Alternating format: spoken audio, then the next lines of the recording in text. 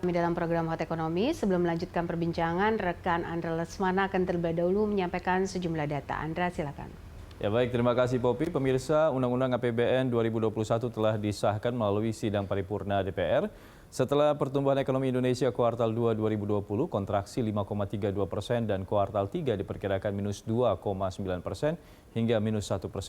APBN 2021 menargetkan pertumbuhan produk domestik bruto mencapai 5%. Di tengah penurunan penerimaan perpajakan, defisit anggaran ditargetkan sebesar 1.006,37 triliun rupiah setara 5,70% terhadap PDB. Kita coba lihat data selengkapnya untuk memacu ekonomi di tengah pandemi.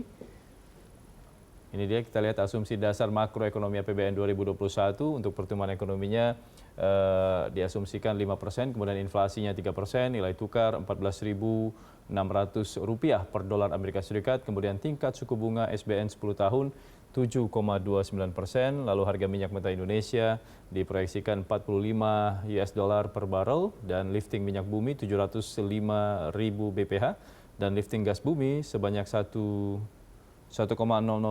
juta barrel setara minyak per hari.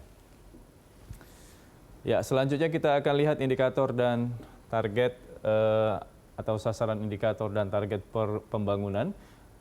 Tingkat pengangguran terbuka ini sebesar 7,7 atau sampai dengan 9,1%. Kemudian tingkat kemiskinan ditargetkan 9,2 hingga 9,7%.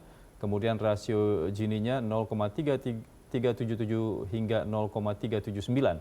IPM-nya di angka 72,78 hingga 72,95 dan nilai tukar petani 102 hingga 104, sementara itu nilai tukar nelayan 102 hingga 104. Dan berikutnya kita akan lihat pendapatan dan belanja negara atau PBN. Pendapatan negara sebesar Rp1.743,64 triliun rupiah, kemudian perpajakan di angka Rp1.444,54 triliun, PNBP di angka Rp298,20 triliun rupiah dan belanja negara sebesar Rp2.750,02 triliun rupiah. Selanjutnya belanja pemerintah pusat di angka Rp1.954,54 triliun rupiah. Lalu transfer ke daerah dan dana desa sebesar Rp795,47 triliun rupiah. Kemudian defisit APBN di angka Rp1.006,37 triliun atau 5,7% dari PDB. Dan terakhir pembiayaan utangnya sebesar Rp1.177,35 triliun rupiah. Dan berikutnya kita akan lihat belanja negara APBN di tahun 2021.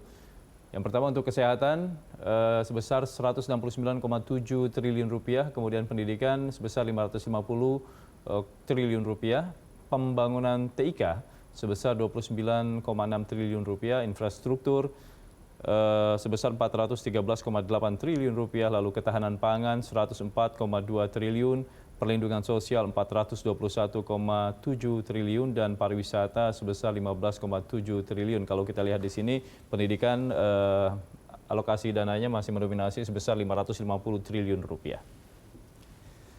Ya, demikian informasi yang dapat saya sampaikan. Kembali ke Anda, Popi Zedra. Baik, terima kasih Andra. Pemirsa, kami lanjutkan Hot Ekonomi usai jeda.